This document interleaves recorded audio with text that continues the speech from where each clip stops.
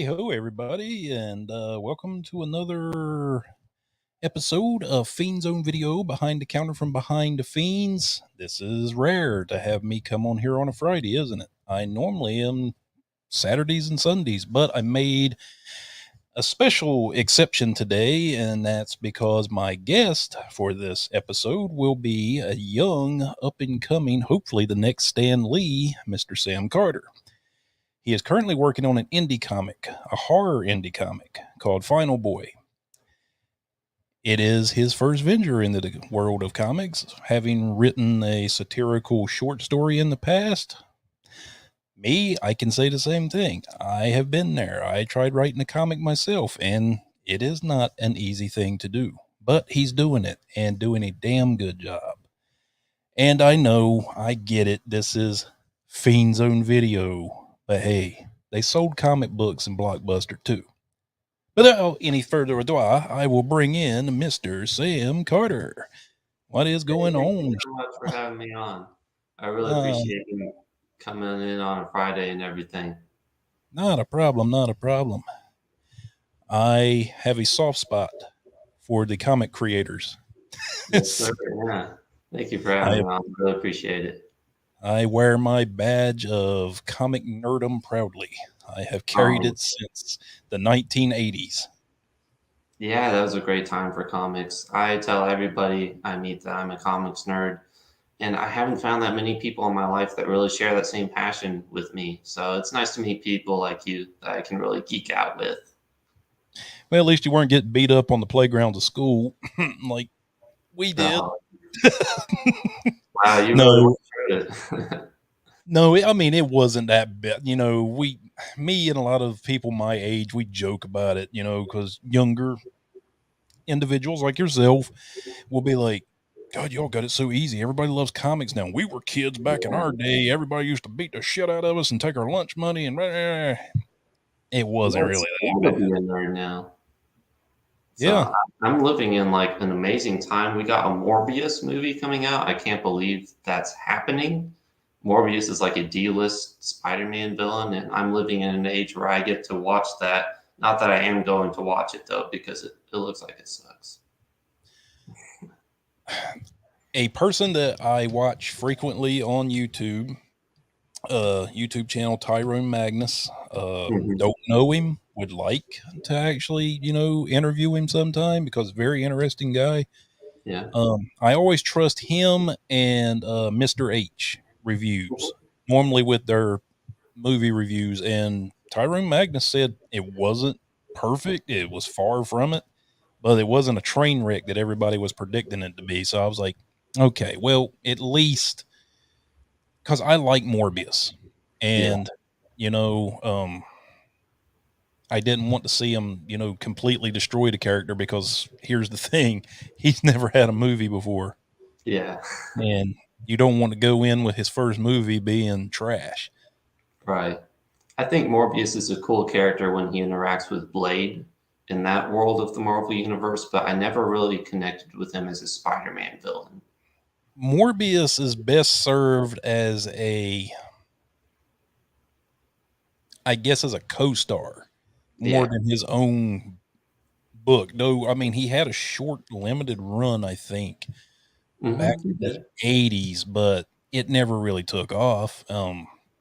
It wasn't until the Spider-Man comics that he really did anything in that's especially with the Spider-Man animated series where they had that long storyline of when Michael Morbius was going to Empire State University and him and Peter were doing experiments. He was experimenting on human blood and somehow it mutated him into the vampire, and instead of biting people's necks, they put these little sucker things on his hand that he would feed through his hands because Right. they wanted to keep it kid friendly, of course. And Yeah. I'm punching in that show. you know, so it was. I mean, it was a cool take because I was like, I've never thought of it that way. Him having these little things on his hands where he could actually like drain the life force out of people. Yeah. But It's an inventive idea. It reminds me of that. One of my writing mottos is boundaries inspire creativity. So if you mhm, impose some boundaries on yourself when you're writing, you're naturally going to be more creative to kind of work around those restrictions. And that's why I love I think it's very impressive when kids shows do something and get away with it, like that's more adult, because you wouldn't bat an eye at some of the stuff you see on adult TV shows, but if they get away with it in a cartoon, it's impressive to me. So you being relatively young, probably well, way younger than me, obviously, you came into comics, I'm sure, what, late 90s, early 2000s in that particular area, Early let's say. 2000s. Yeah, my main exposure at the beginning was like Ultimate Spider-Man and around that era. So was that the comic that kind of launched your interest into? Well, my dad had a collection of comics from the 60s and 70s underneath his bed that I just burned through. I went through those, and a lot of them were just trash. They were like, Pepe Le Pew comics or whatever, but there are a few really golden, rare ones in there, and some Spider-Man, a lot of Batman, Superman, and I fell in love with that era of storytelling. And then my next big venture into comics was Ultimate Spider-Man, and I loved the dialogue and the characterization, everything about that. The 6-issue storylines, I think, really influenced me because I figured that was the perfect amount of time to really tell a cinematic story, 6 or 7 issues. And with Final Boy, that's what I did. I'm telling a 7-issue storyline so that when you read it all together, it feels like a movie. Now, there are some traps that come with that kind of storytelling, like the 7-issue storyline, where it can feel stretched out or you don't get something good every issue, that I try and work around so that every issue is sort of telling a complete chunk of the story so that you're satisfied at the end of each issue. So what got you to like a horror comic, wanting to do a horror comic? Ugh, having a brain fart there for a second. What made you want to make a horror comic? Because they're kind of not so much in style, especially in that time frame of which you were referencing, the 2000s, that early 2000 period. Horror comics were like, you know. Oh, So absolutely. what Yeah, made you fall in love with those, like EC comics, those old comics like that, or just yeah. that? The Comics Code Authority really like killed horror comics in America. There haven't really been many since the 50s that were really influential. There's a few here and there, but these days in the indie comics world, horror is really popular. Like it's making a resurgence. And in other countries like Japan, of course, there's tons of horror manga, and there has been for a while because there weren't the same restrictions placed on comics writers and artists. So I want to be part of like the resurgence, bringing horror back to comics, especially in the indie world. And I've just always been a fan of slasher movies, horror movies. It's my main genre, right up there with like superhero movies and comedies. And so with this, I'm kind of combining horror and comedy, two of my favorite genres. Your book gives me the vibes of God, what's the name of that movie? It was a movie. It was kind of like a, not necessarily a found footage, but a documentary type film, a Oh, mock was it Leslie documentary. Vernon? Yes, your Yeah. movie or your book kind of has that Leslie Vernon feel to it. Oh, The wow, character, that's a big compliment. Thank you. Yeah, I love that movie. It's really funny. and it made me wonder if that's where you got your inspiration from. A little bit. I got inspiration from quite a number of sources. And overall, I wanted to tell a really original story. And so the slasher that we're dealing with in this story is something that you've never really seen before. His motivation, the way he goes about things, that's all completely new. But yeah, I did take inspiration from Scream, The Rise of Leslie Vernon, Friday the 13th, and a bunch of those old slasher movies from the 80s, like all those knockoff Jason Voorhees types. Particularly movies like Scream 2 and Friday the 13th Part 5, because I think that's the one that had the murder mystery element to it. Oh yeah, the one where Tommy Jarvis was in the asylum. Right. Yeah. The New Beginning, A New Beginning. where one of Jason's victims, I can't think of the kid's name, but his dad, who was the paramedic, Hmm. dons the hockey mask, which his hockey mask has the blue triangles on it instead of the red. And Right. he wears like a bald cap, I guess, one of them bald caps that look like Jason, and Hmm. goes on a killing spree, basically a Yeah, copycat killer. I got a soft spot for that movie. I know it's kind of the black sheep of the Friday the 13th franchise, but I enjoyed it. And there is a murder mystery element to Final Boy that we get to explore. And so we don't know who's doing the killing or how or why until last couple issues. So, So when you came up with that name Final Boy, I found it funny. I mean, not like yeah. funny because it was anything insulting, not at all. I found Hmm. it funny because horror has always been called the final Right. girl, and you just flipped it on its head and said the final boy, and I was like, that's clever. But I'm Hmm. also curious of, okay, where is this going? Does it imply the final boy is the killer? Does it imply that maybe the person that survives at the end is possibly a boy? I know there's always something about the story within the title. Right. Yeah. I'm all about surprising people with this particular story, trying to flip some genre tropes on its head while also paying homage to the slasher genre. And there's been some good Final Boys throughout history. You got like Ash from The Evil Dead, Chris from Get Out.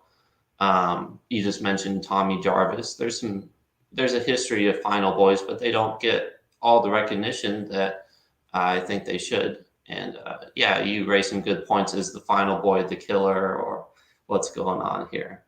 So part of the element of the story is figuring out who the Final Boy is.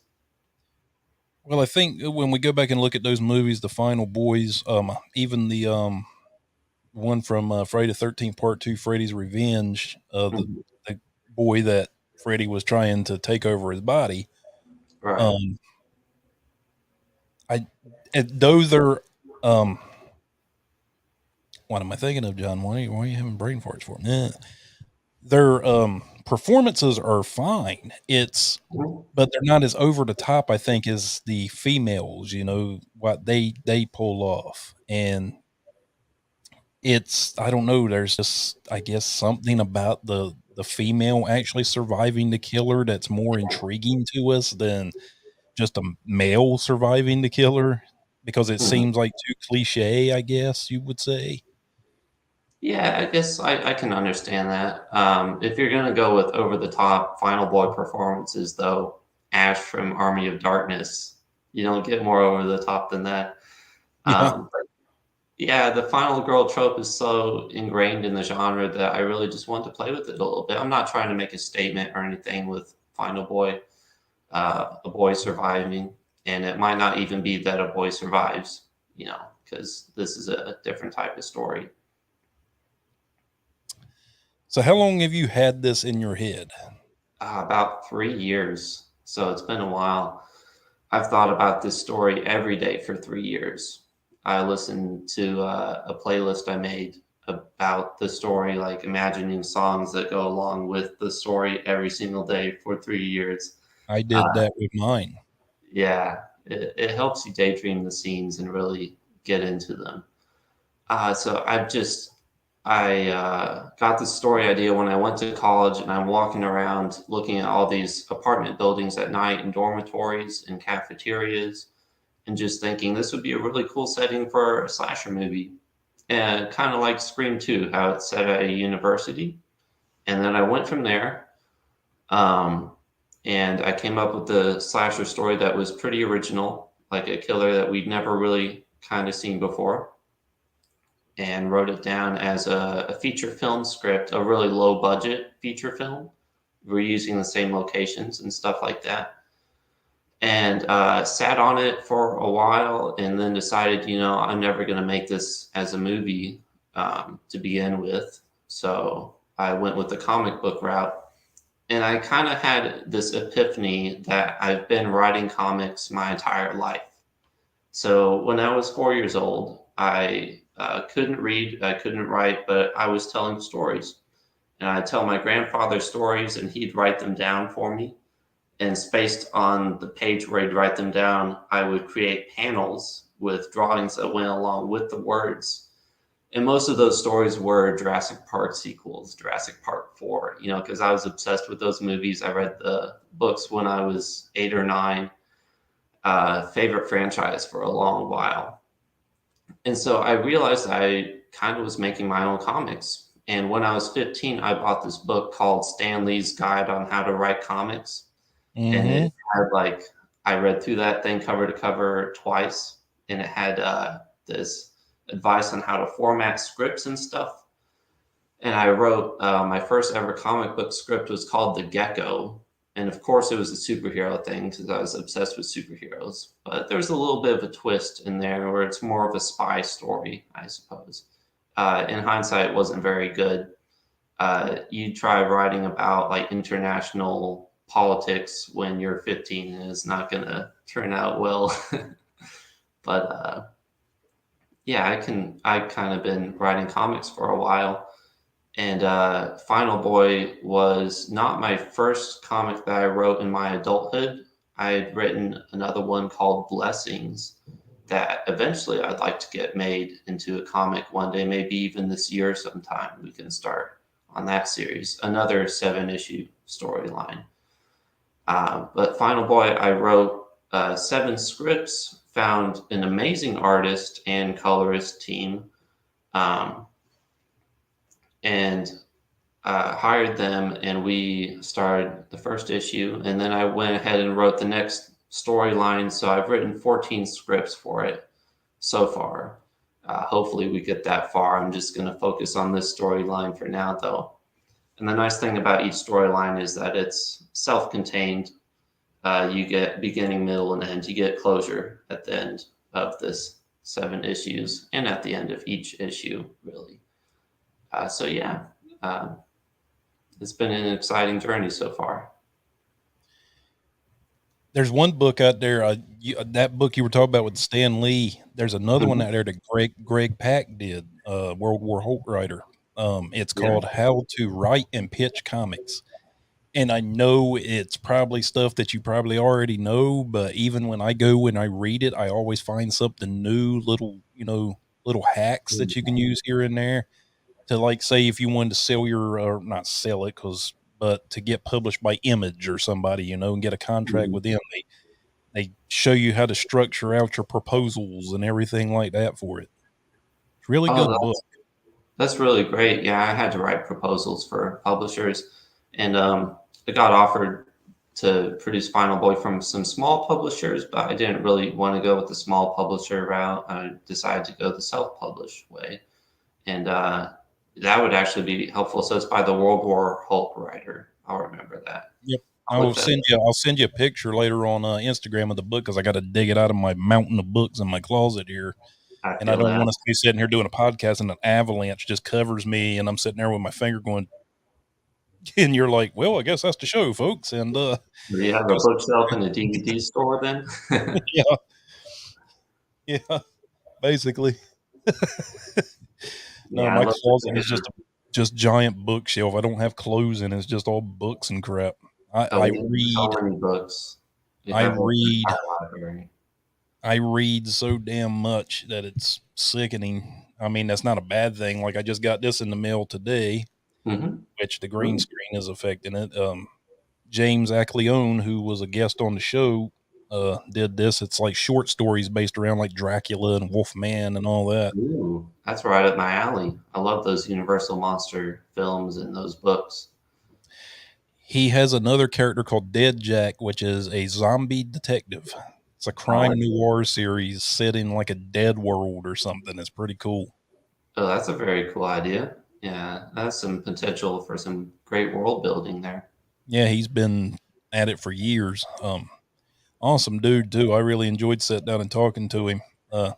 Takes a little while to get used to the New York accent a little bit, but I'm pretty sure my Southern accent can probably be hard to understand. No, not for me. I'm from Texas. Where are you from originally? I am from coastal North Carolina. Okay. I love North Base, Carolina. basically a little town called Beaufort, which South Mhm. Carolina has the same town, except they call it Beaufort. We call ours Beaufort, spelled the same, different pronunciation. And Yeah. I'm from there.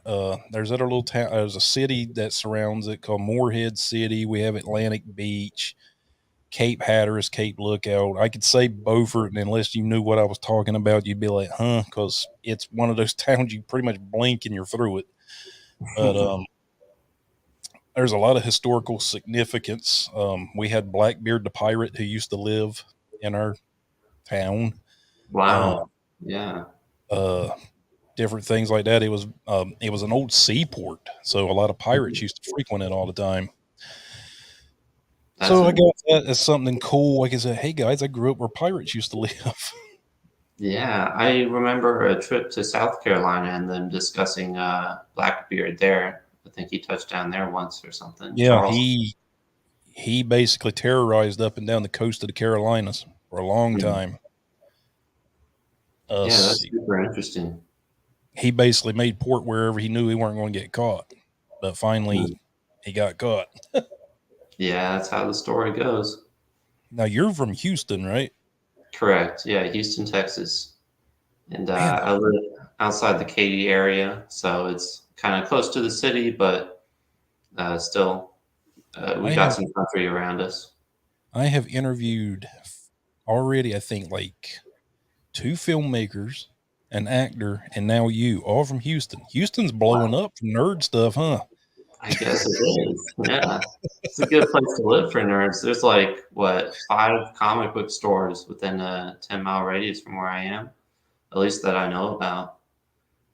So I frequent those quite a bit. Growing up, I used to watch Houston wrestling as a kid in the '80s. Paul Yeah, Bosch. You probably don't even know who the hell that is, but he no was clue. a big promoter around there way back in the day. Yeah, Um, who is your team? Your artist, your colorist, your letters, and all those people. Throw yeah. them out there. Promote them. Absolutely. I was thankful. Thank you for giving me opportunity to talk about them because they've been amazing. I've got Marlon Souza as the penciler and inker, and both of them live in Brazil. So there's a bit of a language barrier, but we're able to communicate through Google Translate. And yeah, they translate the scripts and we talk through them, make sure they understand them and everything. And then they go from there and add their own spin to the visual storytelling. And yeah, just been amazing guys. We have a lot in common, and we have the colorist who's Danilo Liao, who's done some other Kickstarter comics as well. And yeah, I really lucked out with these guys. Like the art is very cinematic. Reading this feels like watching a movie. It's just his figures, his line work, his shading, and the coloring, and um, the use of light in the coloring especially is amazing to me. Like we'll have the moon and car lights and stuff in the first issue that just really lights up the scene, and it's incredible to me that I was able to luck out with these artists. I had an artist lined up, and that before all this began, that didn't quite work out. We're still on good terms, but it just was a matter of wanting to take our careers in different directions. And like I said, we're still on good terms, but it turned out to be a bit of a blessing because these guys really love the project and are passionate about it. And I couldn't be more happy with the team that we have. Yeah, I mean, how did you meet them all the way out in Brazil? I Was it met just a them on Facebook group or a Facebook something? group. Yeah, I just found them on a Facebook group. They were looking for work, and they got a lot of offers and stuff, and they liked my scripts enough that they went with me. And I couldn't be more grateful. I am eternally grateful to those guys. I can say this from dipping my toe into the comic books world and not just as a reader, as a creator. Um, Mhm. Artists from overseas, especially from South America, are so much easier to talk business with because they don't carry that same ego. that American artists do.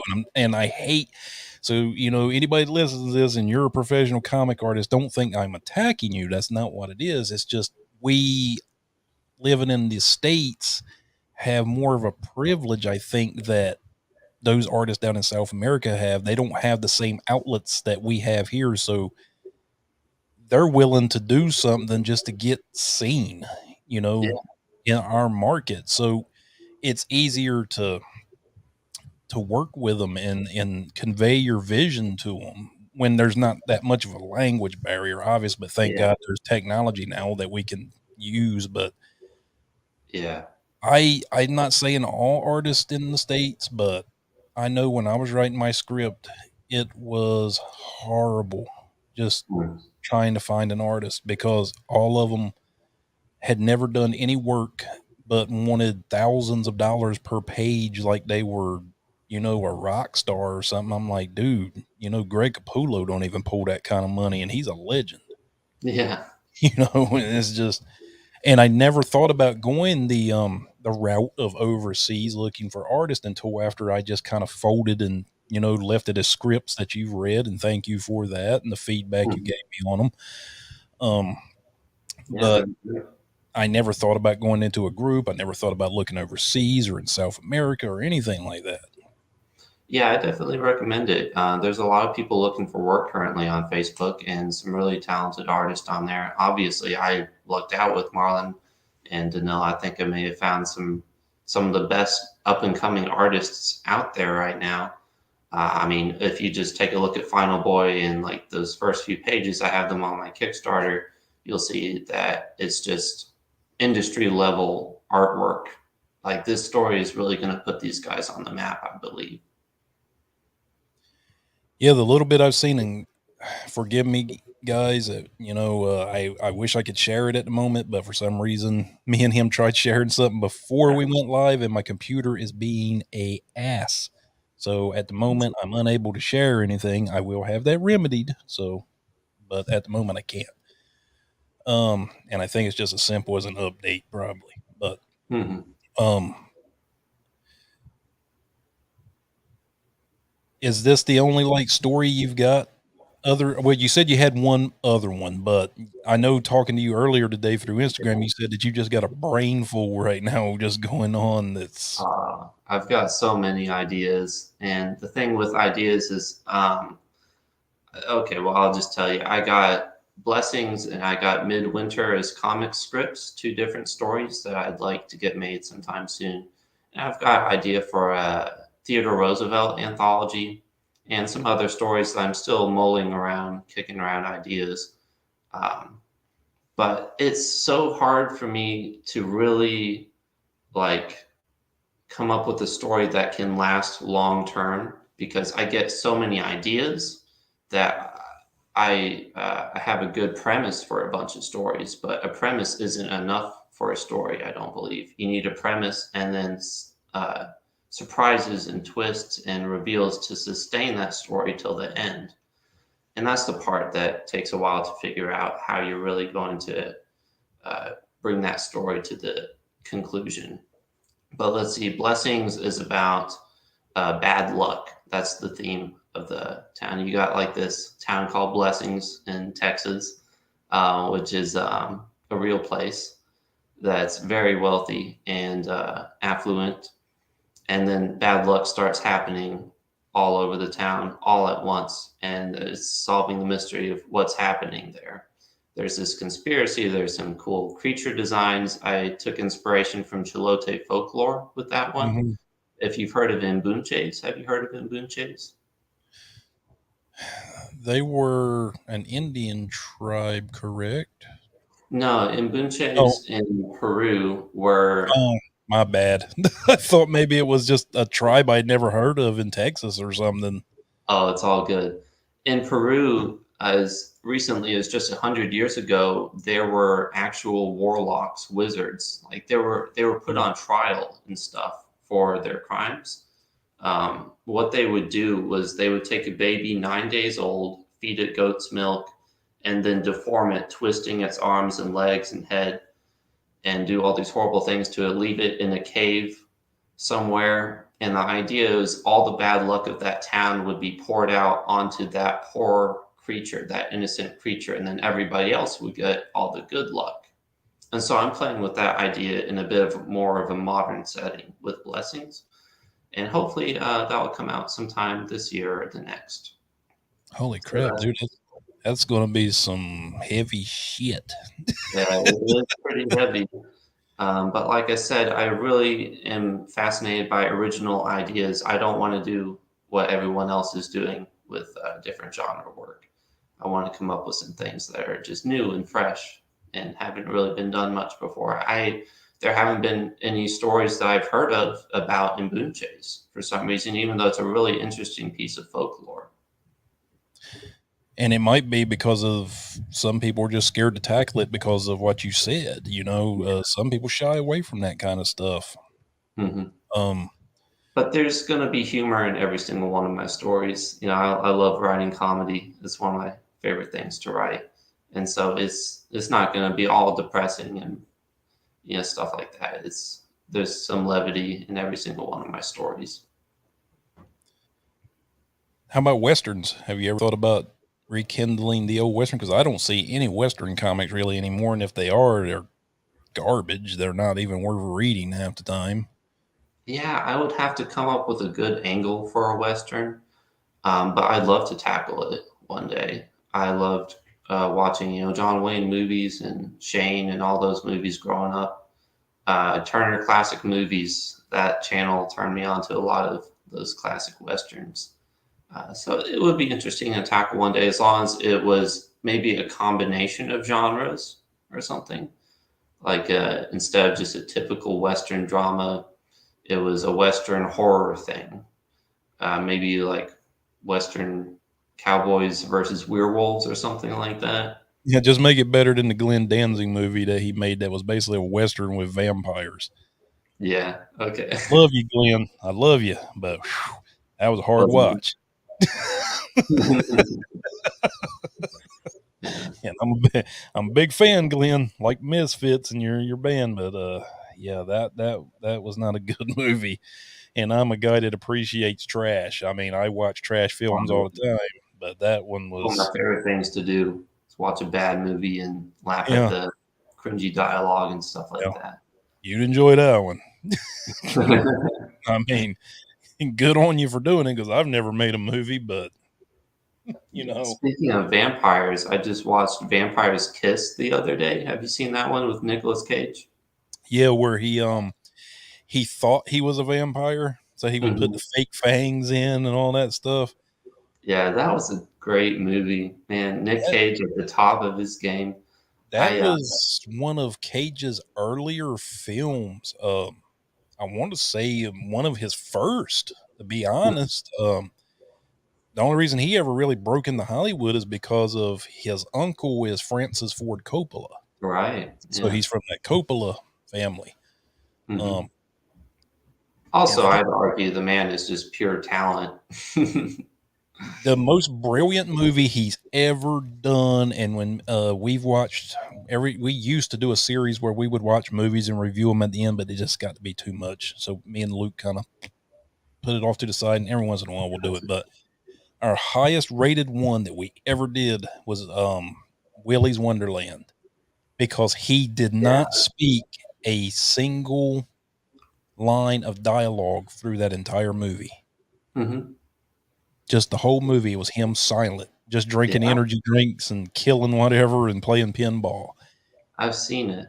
It's one of my least favorite Nick Cage movies, just for the fact that he doesn't really get to do his specialty. Like he doesn't get to scream or yell or act or goof around much because he's trying to play this stoic, like Clint Eastwood type character. But you got to appreciate it from the standpoint of being an actor and not being able to speak. It makes it harder on you to convey emotions, right? So he had to act just as hard as anybody else in that movie. Yeah, I'll give you Because that much. And not to be mean to anybody, but nobody else in that movie really acted. Uh, no, a lot of these B movies that Nicolas Cage has been doing is because he's trying to pay back all them back taxes that he owes Uncle Sam. Yeah. But he's There's, doing a movie where he plays himself. He's getting ready to I'm do a movie excited where he for plays that one. himself. So Mhm. I'm excited for that. What's his name that plays the Mandalorian in the Star Wars Pedro show? Pascal. Yeah, he's Yeah. in that movie with him.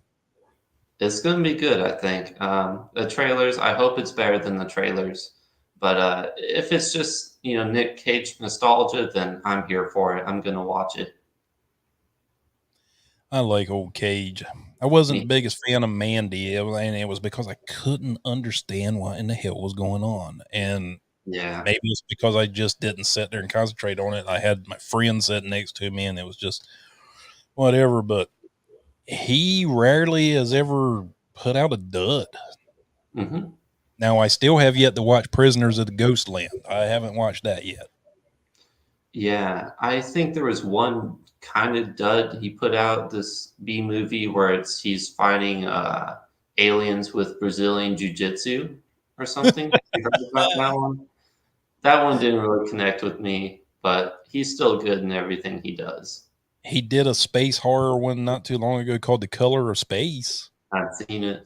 Yeah. where it was like almost like The Thing, you Hmm. know, the John Carpenter thing where everybody was like mutating. I think what was it? The son and the wife got fused together by a laser beam or something, and they became this monstrosity, and he had to Yeah. kill them to put them out of their misery. Oh, it was a pretty hardcore movie toward the end. It was based on a H.P. Lovecraft short story, and it Mhm. basically had nothing to do with the short story. They just borrowed the title. And then he does another movie called Pig about this whole homeless hermit guy that lives out in the woods, and somebody took his pig, so he went on a rampage. Yeah, and apparently I haven't seen that one. So yeah, I guess I can't call myself a true Nick Cage fan if I haven't seen Pig, but I apparently haven't that either. was more of an art house drama. So I need to watch it for sure. I might watch Prisoners of the Ghostland tonight because that's free on Amazon right now. So, There you go. No better way to spend the night. so you said this book's going to be 7 issues. Hopefully, yes, that's the plan. What made you decide on 7? Just you were like that. Just sounds like a good number to end on, or No, it's just I believe a story should be as short and concise as possible as it needs to tell the story, and that's different for every story. Like I think the Lord of the Rings movies are concise for telling those stories. The books not so much. I think you could have cut some stuff in the books, like Tom Bombadil's poem or whatever. But it's 7 issues was the least amount of time that I could tell the story in. So the story ends up being very fast paced.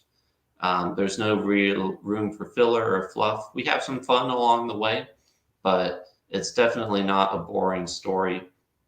And also, I wanted the feeling that when people read it all at once, it takes about feels like you're watching a movie, like a slasher movie, and you can't really do that with 22 pages. So I ended up doing 7 issues. yeah, you saw my scripts. I was I was just writing like 32 issue scripts, and I was like, man, whoever ends up being the artist on this is going to hate me. That might have been Yeah. why the artist quit on me. He was like, man, this asshole's wrote 32-page books. Oh But I didn't. well, But I guess I'm an asshole too because I wrote a 32-page first issue, The Final Boy. I didn't want it to be a standard comic. I wanted each issue of what I was doing to almost be like a graphic novel slash like a trade paperback almost, where you Right. got more bang for your buck, where it wasn't just 22 pages. But yeah, Yeah. I I guess wasn't going to put ads in Final Boy, so I might as well make it 32 pages because that's about the length of a comic with ads. you should Um, do like Eric Powell does. Eric Powell that did the Goon and all those. what He he did. he puts fake ads in his comics.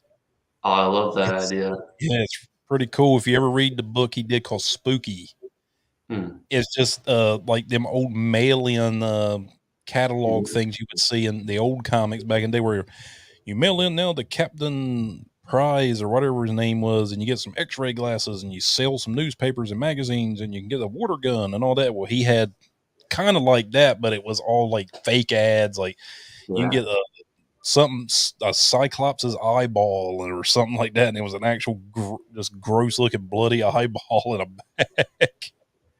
I'm gonna steal that idea. That's a cool idea. Yeah, I miss those ads in comics where they're trying to sell toys and stuff. Because like I said, I read those older 60s, 70s comics that had those mail-in ads for toys. And I was just thinking as a kid, wow, this looks awesome. I want this, but also this came out 50 years ago. So Yeah, I'm not and as a kid that bought some of those prizes that you saw in there, those prizes weren't all that great. They were kind of trash. guess I just better in my imagination then. Like bought a hovercraft one time. I was like, I'm gonna be the coolest kid on the street because I got this hovercraft, and all it was this thin red plastic with a Oh, single motor with this little fan blade on the bottom and this janky cord coming out of it on a button. And when you pushed it, just and it barely even got up off the ground and would just go. hmm. I Oh, was that like, well, sucks. Yeah, well, I just learned that anything called a hoverboard isn't actually a hoverboard. I've just resigned to the idea that we're never going to get a true hoverboard because every time a new hoverboard comes out, it's not real. It's not hovering. It's not Back to the Future Part 2. well, there's a dude that's created these jetpack thing where you wear on your feet and your hands and you fly like Iron Man. Oh, that is pretty cool. And haven't they made like a goblin glider, like a green goblin thing? Yeah, Something that's like that. yeah. I'm glad that I wasn't in the military when they got that shit. John, we need you to be part of the Goblin Corps. What? The Yeah, Goblin Corps? I'd Okay. sign up immediately, Do I actually. get pumpkin bombs? Sounds awesome. Just don't want to breathe that green shit because that seems to make crazy, and I ain't trying to go crazy. But I'll do the Yeah, rest. accidentally hit the wrong button and you turn into a CGI skeleton. Yeah. Yeah. Have you seen that new Spider-Man movie? I've seen all the Spider-Man movies, I guess, except for Morbius. I mean, they were my childhood. What did you think of this last Spider-Man movie? I loved it. I loved it too. I Yeah, thought it really cleaned up a lot of things that we, as fans of the original with Tobey Maguire and especially Andrew Garfield, especially him, it really cleaned up a lot of that because hmm after the third Spider-Man movie in '07, I was like, dude, they really shouldn't have brought Venom. And I wanted to see Venom so bad, but it was like yeah. they should have Oh, just left him. yeah, I mean, the plan was to not include Venom. I think Sam Raimi just wanted to do like the 60s Spider-Man villains, but then the studio forced him to include Venom to sell toys. So that's a real shame. I would like to see what Sam Raimi come up with if it was just Sandman and New Goblin in that movie. But yeah, to answer your question, I love this latest Spider-Man movie. I think it's nostalgia done right, which is really hard to do. There was just enough amount of fan service in addition to an actual character drama, a good story going on. And I love each of the three live action Spider-Man equally. Got nostalgia for all of them because they all came up during my childhood. So I Well, love them all. according to rumors and innuendos I've heard through the Mhm. or read through the internet, Toby Maguire is supposedly got signed on with Marvel and Disney now to do animated movies where they use his voice because he's like me, man. We're almost 50 years old. We can't do a lot of that, that shit that he had to do back then. Not saying that at our age we can't. It's just a little bit harder. I'd be down Um, to see whatever they make with Tobey Maguire, honestly. Like I love that dude and I love that series a lot. well, they're supposedly sold on maybe bringing Andrew Garfield back and continuing him in the Amazing Spider-Man, which I felt bad for the guy because it was like, dude, he wasn't bad as Peter Parker. He He really was wasn't. great. Like he's probably the best actor of the three. Yeah, I would be okay with them bringing him into like the Venom universe for him to fight his own version of Venom. If they really have to continue that Venom Morbius universe, just Mm-hmm. say it's Andrew Garfield's thing. Yeah. That would be the easiest way to go about that.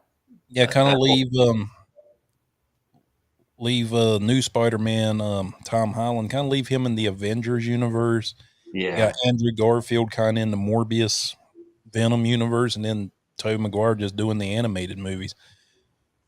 that sounds like a dream to me, honestly. Like, give me all the Spider-Man content. Spider-Man and Batman, those are two movie franchises I will watch till the day I die.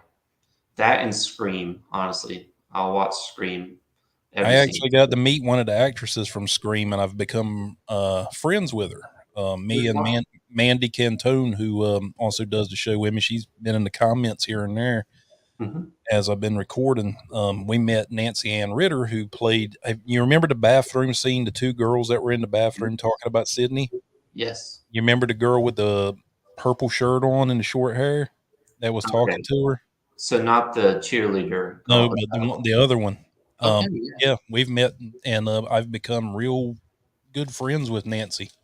She's awesome. I When they announced that in the new Scream movie there was going to be like a daughter character, daughter of Billy and all that, Hmm. I was thinking it might be one of those girls, that came back as the mother character. So who knows? Maybe I, she'll be in Scream 6. That would be cool. I actually talked to Nancy on Facebook Messenger probably about 2 hours before me and you got on. Hmm. And I told her, I said, Nancy, I'm going to do a petition for Scream 6 that I Yeah. want everybody to sign it that you're back in, not necessarily in the bathroom again, because that's what she calls her character, girl in the bathroom, which that was her Right. only scene. But I was like, we need to get you out of the bathroom and you need to be on screen more than just 3 minutes. But yeah, Yeah, I signed that petition. Nancy's such a down to earth, just sweetheart of a person. I love her to death. I've met, and Andre Gower from Monster Squad, some other actors here and there, but she is like a force unto herself. She's Mm, such an unassuming person, yeah. and then when you get to know her, it's like she cusses more than a sailor, and she's just all over the place, and she's like, just full of energy and ready to go. Oh, yeah. It's like, wow, I did not see that coming at all. That's cool. I'd love to meet her one day. That'd be awesome. I'd love to meet the whole cast of Scream.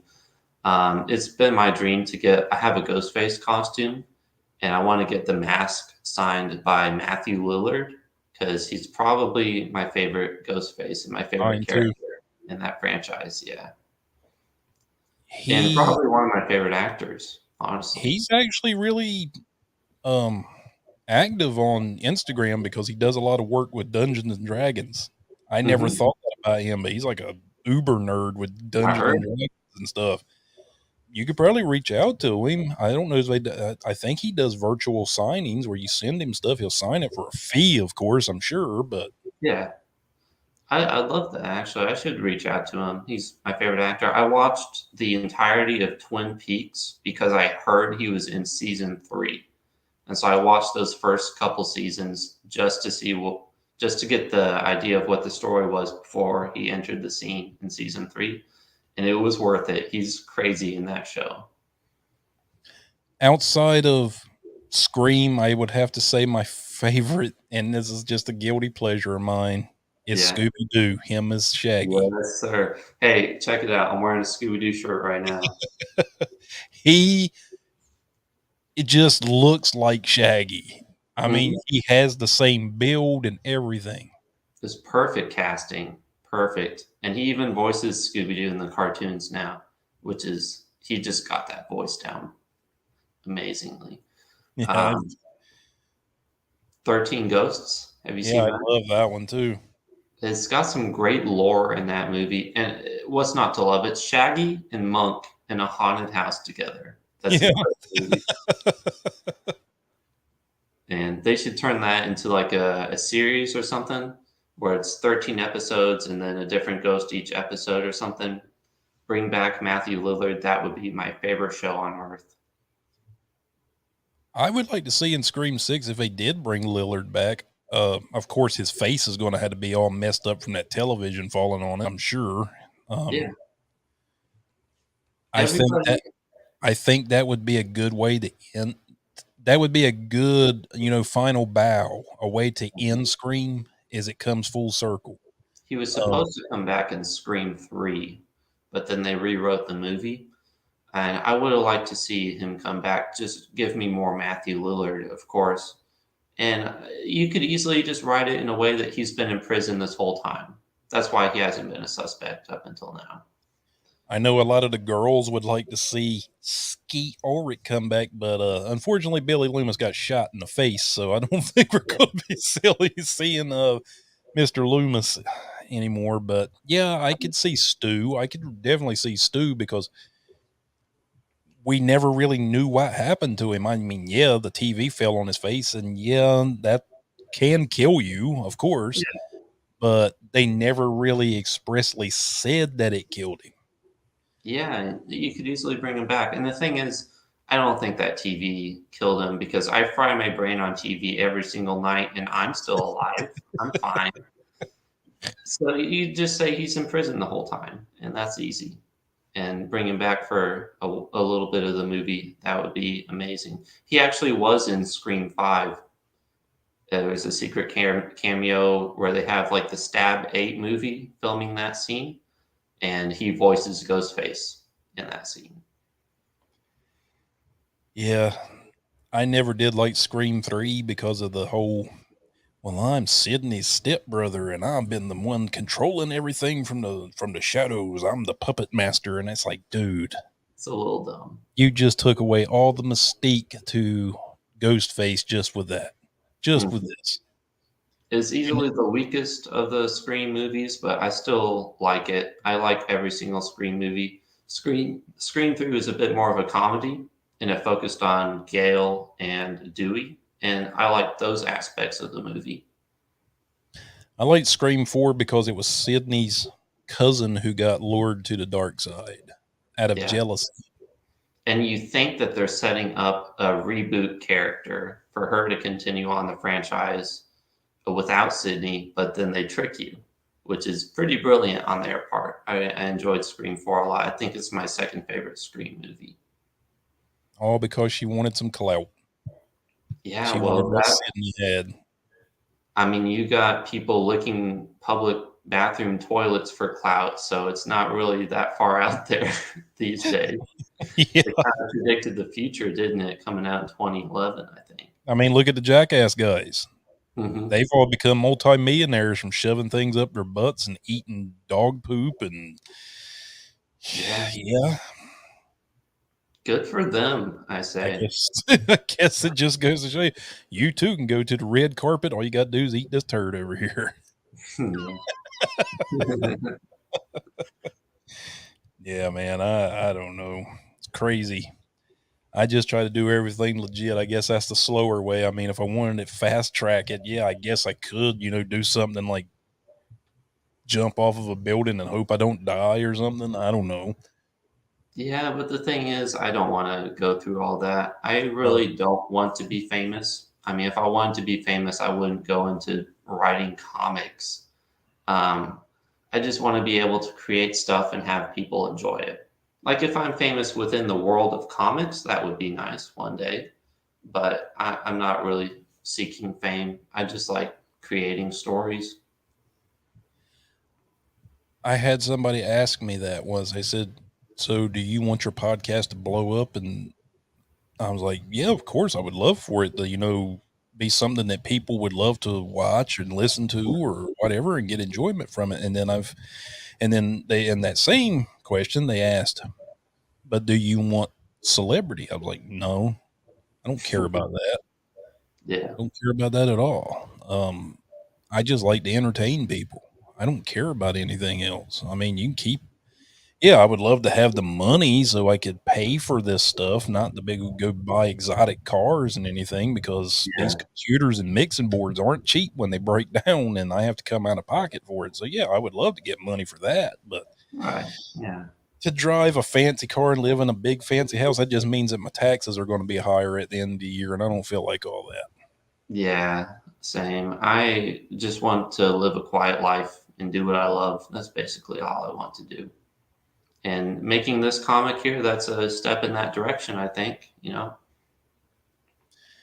Well, as long as you keep that mindset, brother, the sky's the limit. Don't Hmm. get temptations of the, hey man, we can make you a rock star. Yeah. Yeah. You know how many people have been told that in comics? A lot. And how many of them ever became rock stars? Very few.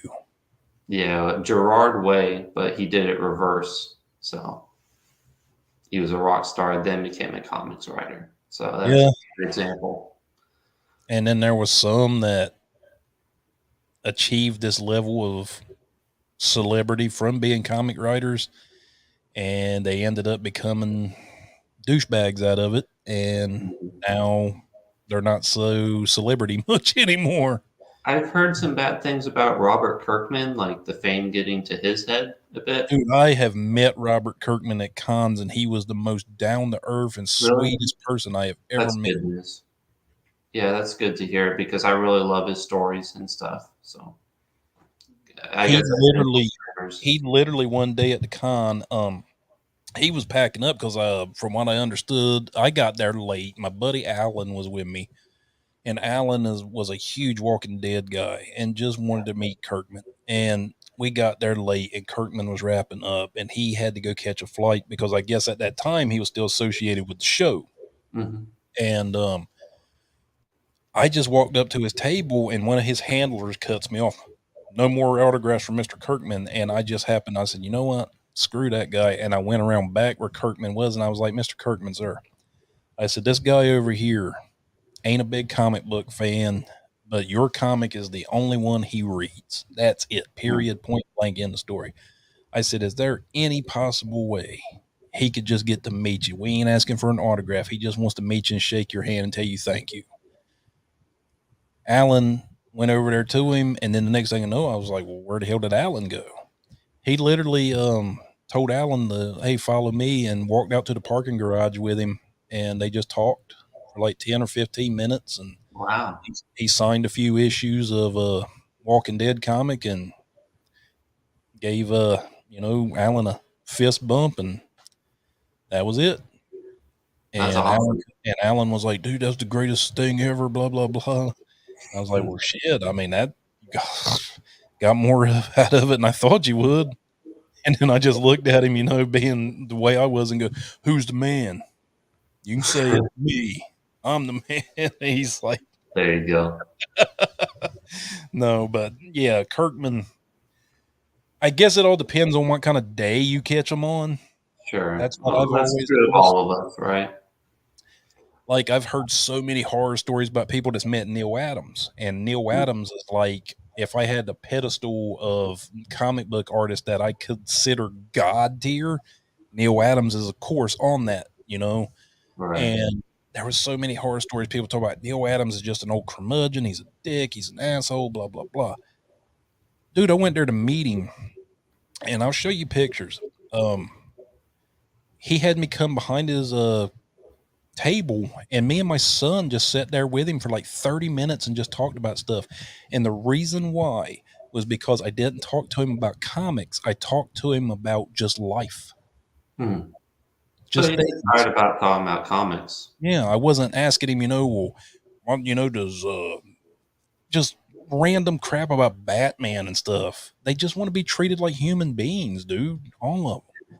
And I just told him, I said, well, I said, Mr. Adams, I said, I heard you used to be a carnival barker in Coney Island. And he goes, how'd you hear about that? I was like, well, I listened to a podcast interview you did, and you were talking about it. And he goes, you know what barkers are, sir, or son? And I was like, I guess they try to get people to come to the carnival. And he goes, you're half right. And then he just stands up and starts doing the whole carnival barking thing. He's like, come over here and see the amazing Neil Adams, greatest comic book artist in the universe. Come over here right now. Come on, come on. And he was just putting on this whole show. And That's then amazing. uh, he signed a few things for me, which I never framed or anything. I put them in a cardboard tube and put them away so that nothing will ever happen to them. And yeah, I sat there with a hero of mine for like 30 minutes and just talked to him. just like Hmm. a friend. And I walked away from that and I was like, you know what? It's not that he's an asshole. He just wants to be treated like a regular person. Right. Yeah. Man, what I'd give for 30 minutes with Robert Kirkman, I just pick his brain about comic writing and all that because I've listened to interviews with him and his writing process is just really brilliant. It's really cool to me. And he's definitely one of my top comic mentor figures to me. I I've learned a lot from him. I've always wondered, is Walking Dead his magnum opus or is Invincible his magnum opus? Because both are so vast. They're There's so so great. much going on in both of them. And To me personally, it's Invincible. I just love that series. It's really reignited my love for the superhero genre, which it kind of middled for a while.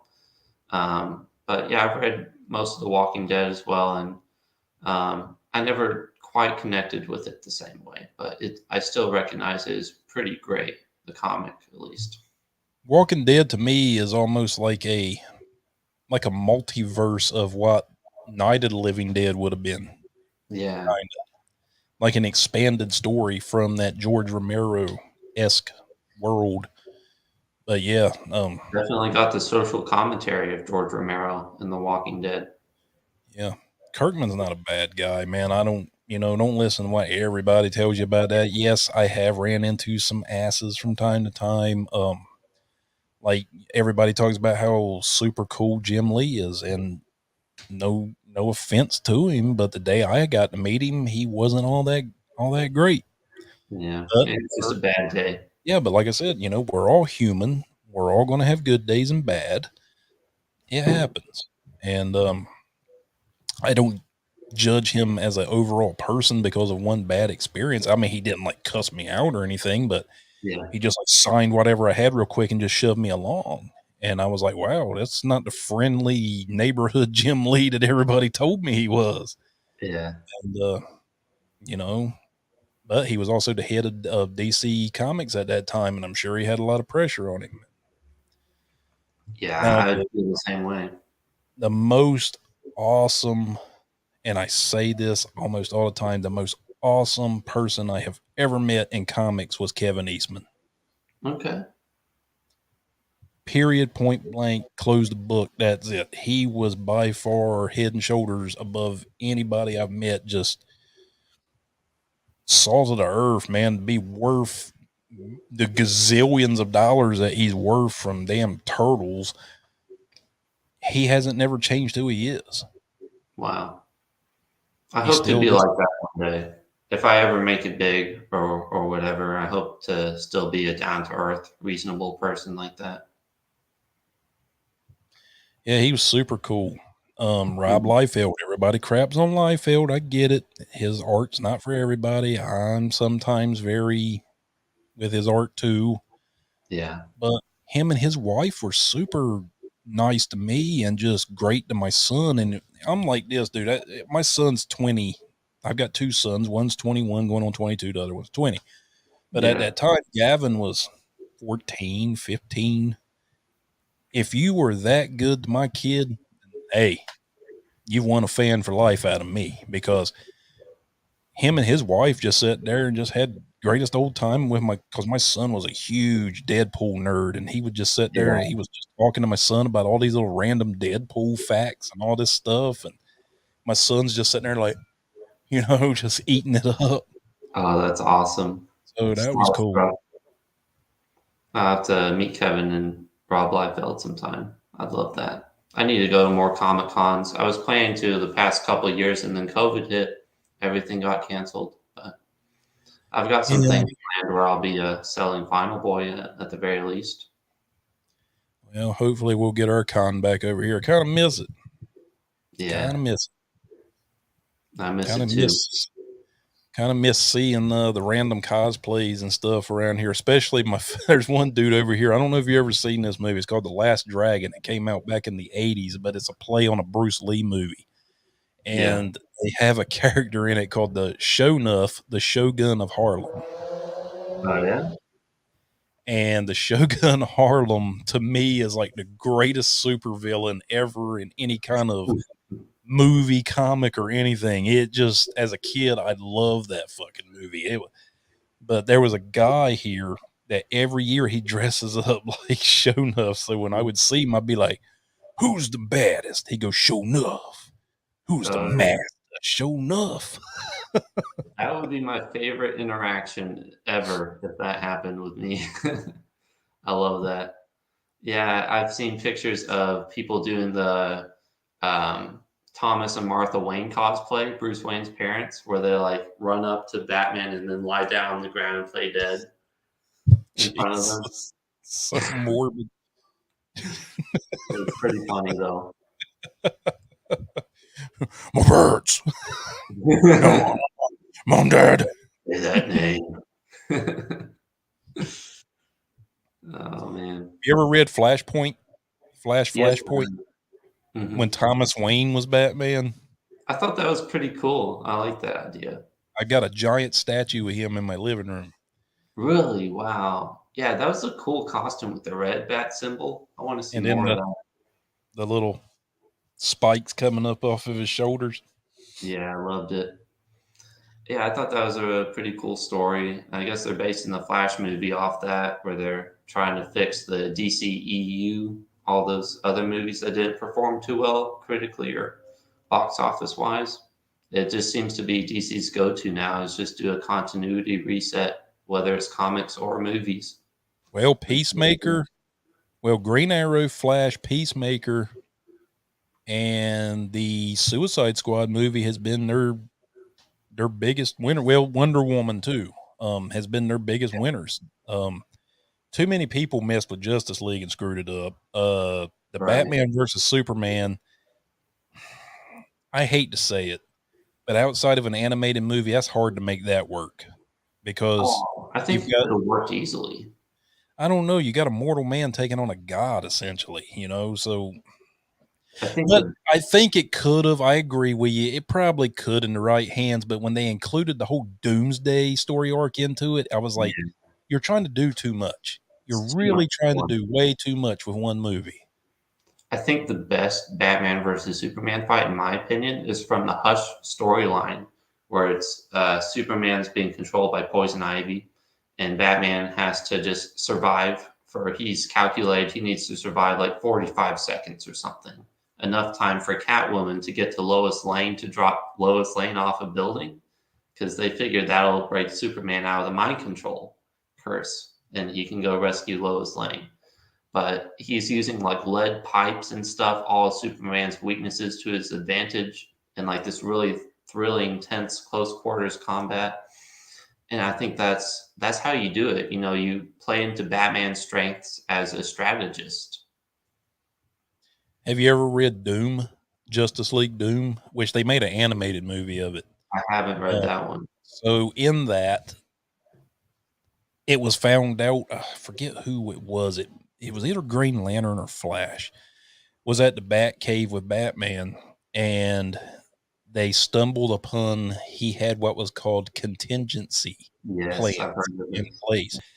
He had a super adhesive glue to hold Flash in place. He had this yellow powder stuff that nullifies Green Lantern's power. He had some kind of fire or something for Martian Manhunter, and one kryptonite bullet Hmm. for Superman, and then he had something else for Wonder Woman, and so on and so forth. And all the Justice League got told about it, and then they all were like, "How could you do this?" And Yeah. he's like, "Because," he says, "as much as I consider you all friends, he's like, you all have powers that if they were to get out of control could destroy humanity, and I will be there to stop you." Hmm. I mean, It's a you as a friend and getting told that by somebody you consider a friend, that's cold, brother. Just to look at you and be like, "I'm your friend, but don't get it twisted. I will take you out."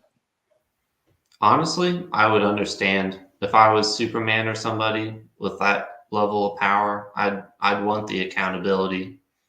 Well, Superman kind of understood it. He was like the only one that really, he kind of gave the kryptonite bullet back to Yeah. Bruce and like, here. but the rest of them are really butthurt over it. It's a good story. It really dives into Batman's. He just doesn't trust anybody, nobody. Mhm. I mean, even his trust of his own sidekicks is even, in question a lot of times. Yeah, it's definitely a trust but verify situation with them. I just read the Court of Owls storyline in there, and it's like Dick Grayson, Nightwing, is under investigation for something because a murder victim had his skin underneath his fingernails. And Batman was like, "You bet I'm going to check the security footage, but I still mostly believe you, but I'm going to trust but verify type situation." So he's just a very untrustworthy person. Yeah, like the only person he trusted was Alfred.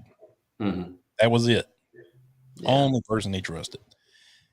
And I guess it was kind of rough for him to be that way with Dick because Dick lived in the same house, you Yeah. know, ate from the same table, I mean, everything. So he practically grew up his son. Hmm. But Jason Todd, I don't know if Jason Todd ever lived with Bruce. I don't think he did. Maybe Yeah. he did. Yeah, I think he did because he was orphaned. I He think was he did he because was he a was a street free kid. person. Yeah. Um, but I was thinking of Tim Drake. Tim Drake didn't live with Bruce. Tim Drake Right. had parents. Yeah, his family. Yeah, that was who I was thinking of. But even Tim Drake, who to me, Tim Drake, I always said was the greatest of all the Robins. You think so? I think, and I mean, when you look at it, he just his moral compass was always better than Damien or Dick Really? or See, Jason I Todd. think it's Dick Grayson, honestly, the first Robin. Like, he's Batman's chosen successor if anything ever were to happen to Batman. And I think he's the right pick. He's But like the Batman, thing, but not as well, damaged. I mean, if you're looking at it from that standpoint, but I'm looking at it as that person that could be a conscience outside of Alfred to Batman Oh, that's would have fair. been Tim Drake because Tim Drake, inherently would have never stepped over the line. There's Mhm. story arcs where when Nightwing and Bloodhaven has come close to killing people, Yeah, Damian Wayne has killed people. Jason right. Todd has killed a lot of people. So Yeah, you bet. um, there's just but Tim Drake had never stepped on that line before or over that line, Mhm. and he was always my favorite. Well, him and Carrie Kelly from the Frank Yeah. Miller Dark Knight Returns. That's an interesting pick. I always wish they'd have done a Batman movie and put Carrie Kelly in it. I wanted that so bad. And when they did the Batman v Superman before they ever got production going, I was like, please God, let Carrie Kelly be in this. Yeah. Because how are you going to do this without Carrie Kelly? I think it would be cool to include Carrie Kelly in the new Batman if they decide to do a Robin with this new Robert Pattinson Batman. I was actually thinking the other day she might be a good pick, do a female Robin. The thing I liked about her is she never had any training, Yeah. but she was always so just on top of everything, and it was almost like she had been studying Batman and Robin her entire life. Yeah, she probably had. Yeah. I love that Dark Knight Returns storyline. That's really cool. Have you seen the animated movies for that? Mhm. Yeah, I own both of them. I think they're pretty good. Yeah, they were better than that Killing Joke. I was very upset with the Killing Oh, Joke. yeah, Killing Joke is just like some weird Batman Batgirl fan fiction followed by a lame adaptation of the Killing Joke. Yeah, What a train wreck.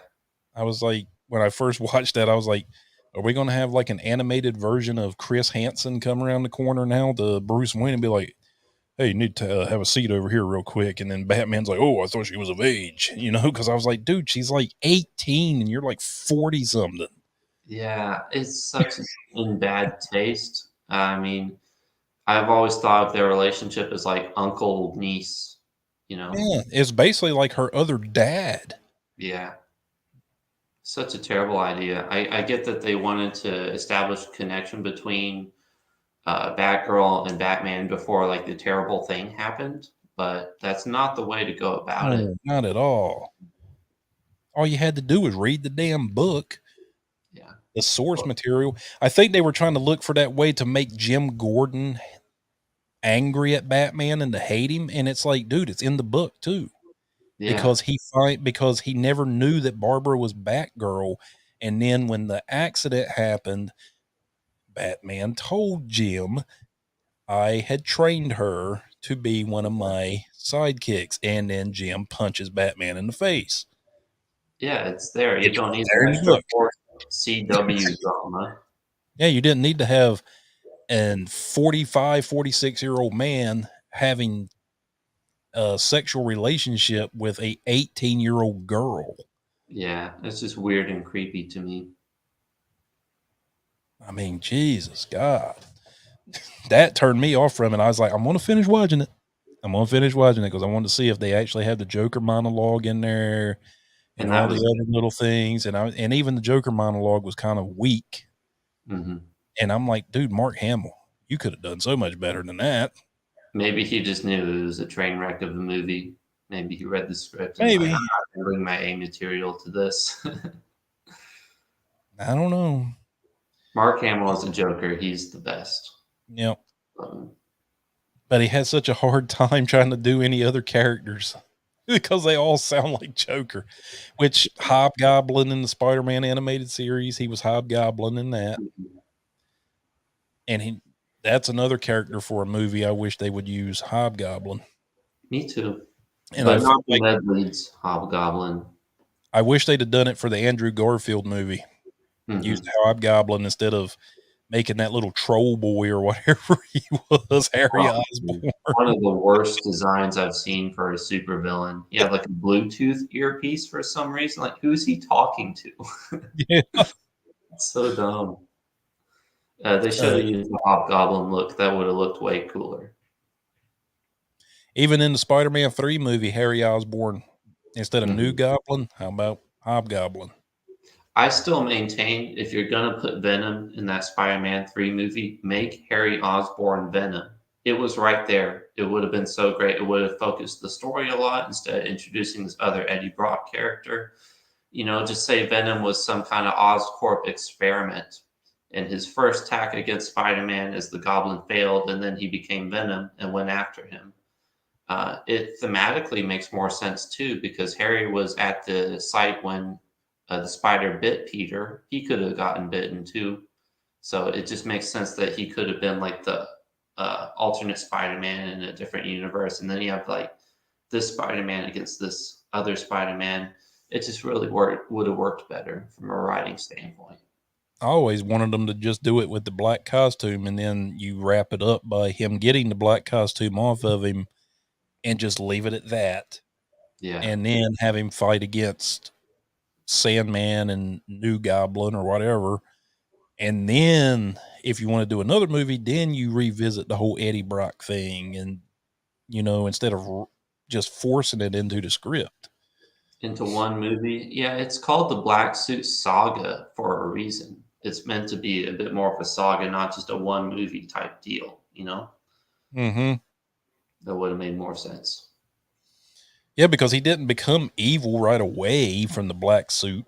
It It's more interesting. slowly, If it's a natural progression, it's way more interesting. yeah, Yeah. because he come back from Secret Wars and it was like a lot of issues went by before we actually started to see that the suit was actually alive. Mm-hmm. Because he was actually, I think it was like he was taking it off and hanging it up in his closet and crap. Yeah. The Black Suit storyline with Venom was never like my favorite comic storyline. I liked Ultimate Spider-Man and the '60s comics a lot. Stan Lee, Steve Ditko, that was my favorite growing up. But I still like it. I think it's a good addition to the Spider-Man mythos. The one movie I want him to make, but I want it to be a two-parter, is Mm-hmm. Craven's Last Hunt. Craven's Last Hunt is my all-time favorite Spider-Man book, and it Craven is my favorite Marvel villain outside of Doctor Doom. I Really? love, yeah, I love Craven the Hunter, and I hate that they've never used him. And I always thought to myself, I was like, Gerard Butler would have been perfect for Craven. He already Yeah. looks like Craven, but now Gerard Butler's so old, he probably could come back and do it. But I'm I sure think they want to go. I'm sure they want to go younger. Obviously, they want to go younger, but They already cast Aaron Taylor Johnson to play Craven the Hunter. They're doing like a yeah, solo movie with him. kick ass, right? Right. Yeah. Quicksilver too. Well, I hope he gets buffed because Craven don't wear much clothes. Yeah. I They swear, released. if they make him look stupid, I'm going to be so upset. Because if I've he got ain't some bad wearing that news for you. lion head, huh? I got some bad news for you. Oh, he's going to look Uh, stupid. yeah, they released some set photos from the movie of him like during an action scene and just a normal talking scene, and he's wearing all black for some reason. He's not wearing the lion head stuff. Are they scared that like some kind of animal rights activists or something are going to get upset if he wears like the lion thing? I That's have who no part idea. of his costume, his look. It doesn't have to be a real lion head. Yeah. I mean, it could be a body armor or something that looks like a lion head. Mm-hmm. It's dumb. I mean, it's Sony we're talking about, so same people who messed up Spider-Man 3, Amazing Spider-Man 2. They're trying to Well, make a Craven the Hunter movie. yeah. Well, if they mess him up, I'm gonna be very upset Yeah. because that character is one that I hate that they always overlook. And then when they killed him off, it was decades before we got him back. And then when we finally got him back, I got the book in there somewhere. It was clones, multiple clones of Craven. Yeah. So they did like a clone saga with it. But I read that one. I thought it was okay, but I like that classic Craven the Hunter. He's pretty yep, awesome. I like old school Craven with his being the stepbrother, or no, was he not stepbrother? He was half brother with Chameleon. Him and Hmm. Chameleon were half brother, and then their sister was Calypso, I believe. Yeah.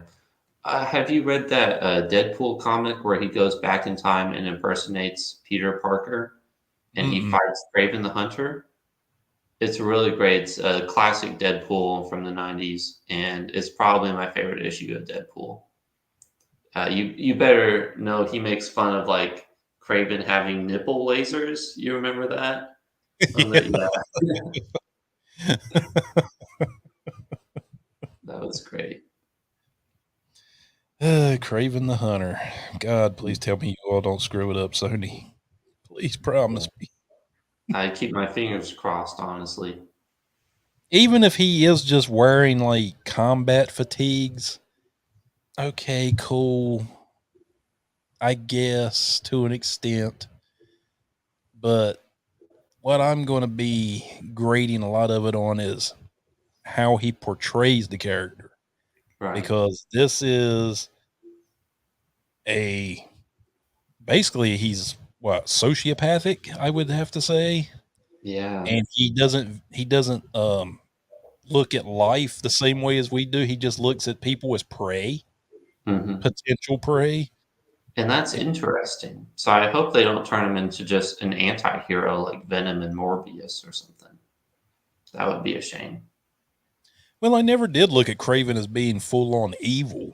He Hmm. just he just wanted to hunt Spider-Man because to him that was the ultimate prey that he could take down. And now they're making a Craven movie without Spider-Man. So how's that going to work?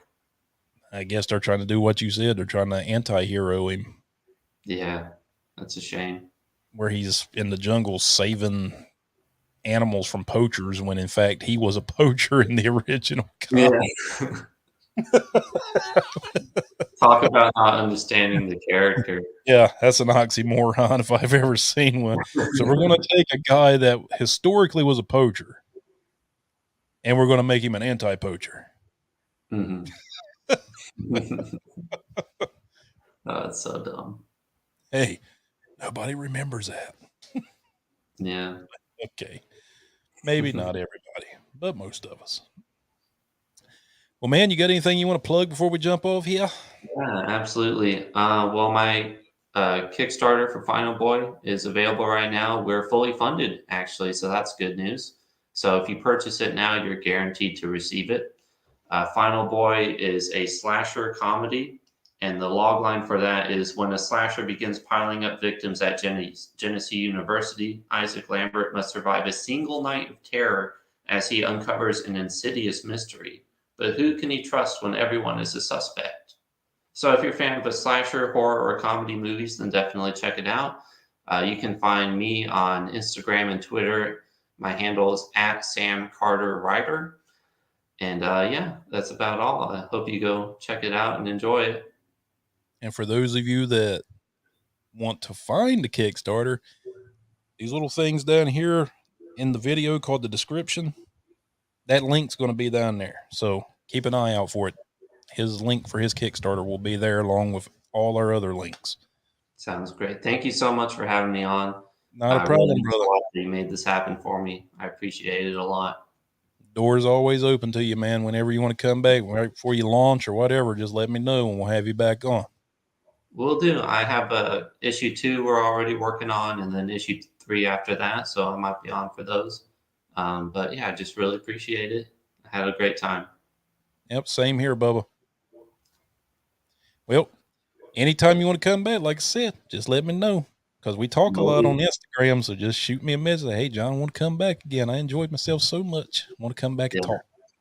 I'll send it exactly like that. That's the message I'll send. I won't take it any other way. All right, my friend. Yeah, thank you for having me on. Not a problem, brother. Yeah, well, have a good rest of your night. You too, man. Bye. Bye-bye. And ladies and gentlemen, that was Mr. Sam Carter, the writer, the creator of The Final Boy. You can go to his Kickstarter right down here in the descriptions. These things down here. And you can find the link that'll take you to his Kickstarter page where you can get perks. Many, many perks. So many, I can't even name them all. But anyway, guys, I just want to say thank you for joining me. Thank you for always showing us support to our little show that could. And also keep an ear to the ground and eye to the sky. Me and my father are going to launch a new podcast called the J&J Music Show. And it's going to be different from Behind the Fiends or even Fiends Own Video. It's going to be a show based around, you guessed it, music.